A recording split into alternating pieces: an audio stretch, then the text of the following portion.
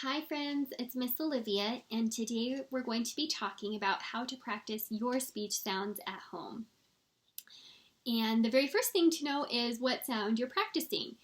If you don't remember, that's okay. I'll be sending the sounds you're working on as well as some practice words home with you.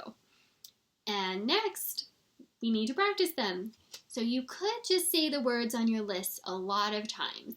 But a more fun way is to make flashcards, and all you need is a paper and a pencil or pen. So cut up your paper into smaller parts, and then you'll draw your practice word on it. And you can even write your word if you want. So here I have watermelon. And in my examples today, my practice words are going to be longer words or multisyllabic words.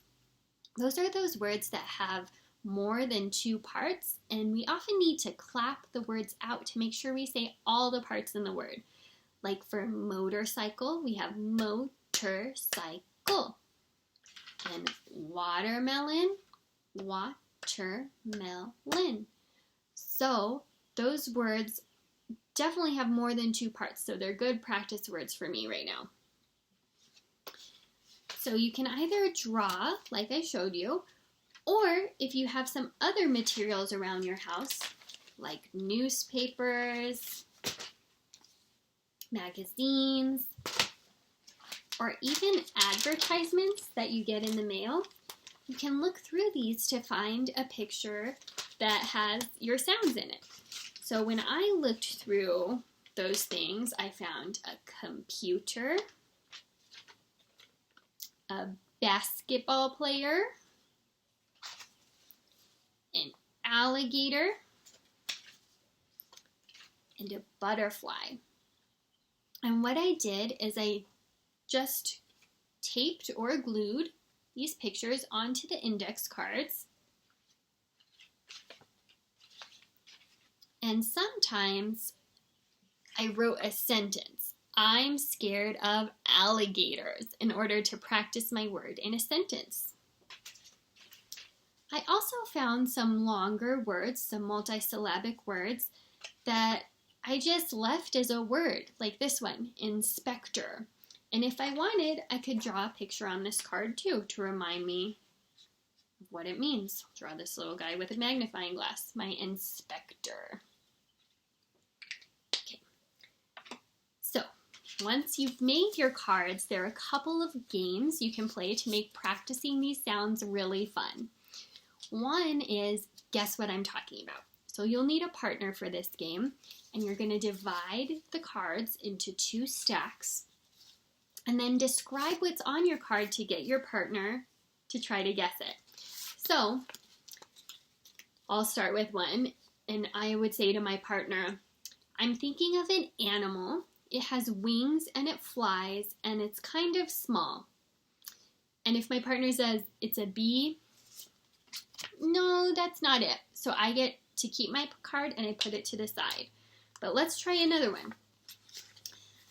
Now I'm looking at a fruit. It's round and it has a green skin and it's kind of pink or red on the inside and it has black seeds. My partner says it's watermelon.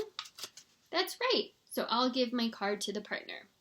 And whoever has the most cards at the end wins. You can also go on a scavenger hunt. So you can gather all your cards, have someone hide them around the house, and go on a scavenger hunt to find your cards. When you find your card, you could pick it up and then say something about the card you found. Like, oh, I found alligators. And then I could say my sentence, I'm scared of alligators. And whoever has the most cards at the end wins.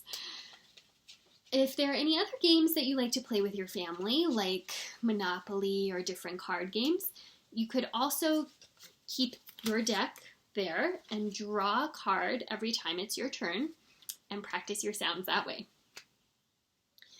Finally, in order to keep a record of all these awesome sounds and cards you're making, you can make a speech book.